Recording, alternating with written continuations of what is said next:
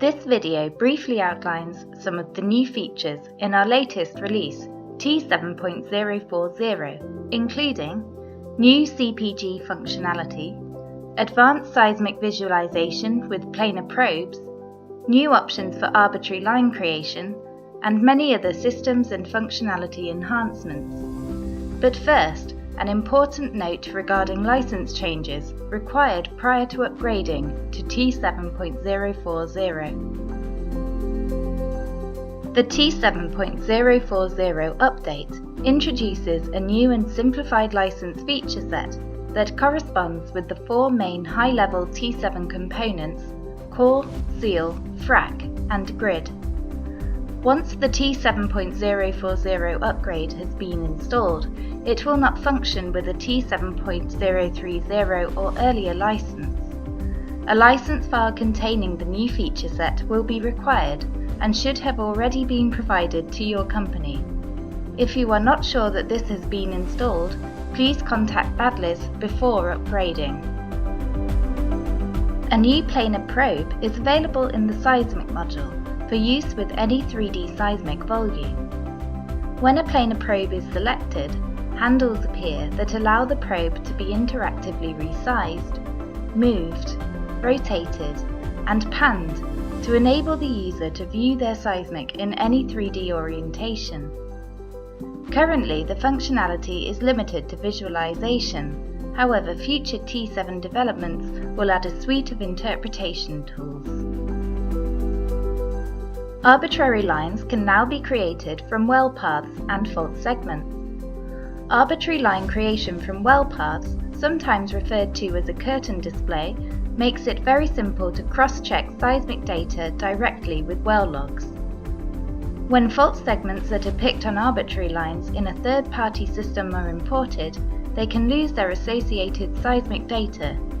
This latest upgrade allows the user to recreate the coincident seismic line for such segments, using any seismic volumes available in T7.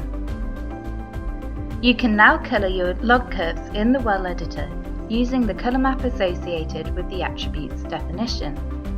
This will be most useful for visualising trace amplitude against picks in the well for the purpose of seismic stratigraphy analysis. Previously, the T7 derived fault seal attributes were computed by mapping well curve data onto faults using either a zonal or curve-mapped gauge ratio. As an extension to this, it is now possible to use a third approach, seismic derived gauge ratio. This equates the response in the lithology volume to a notional V-shale value, allowing for the calculation of fault seal metrics in the absence of or complementary to traditional techniques using zonal and curve data. There is now considerably more corner point grid functionality in the GeoModel module. Two additional modes of controlling the displayed IJK cell ranges for cellular grids have been added. You can now use the IJ and K slider controls to change the displayed range of cells. Alternatively, you can use the interactive hotkey control to quickly cut through the model and visualize its internal structure. A new geocellular editing mode has been added to the existing pillar editing suite. The new mode is handle-based and enables the translation of geocellular layers along pillars.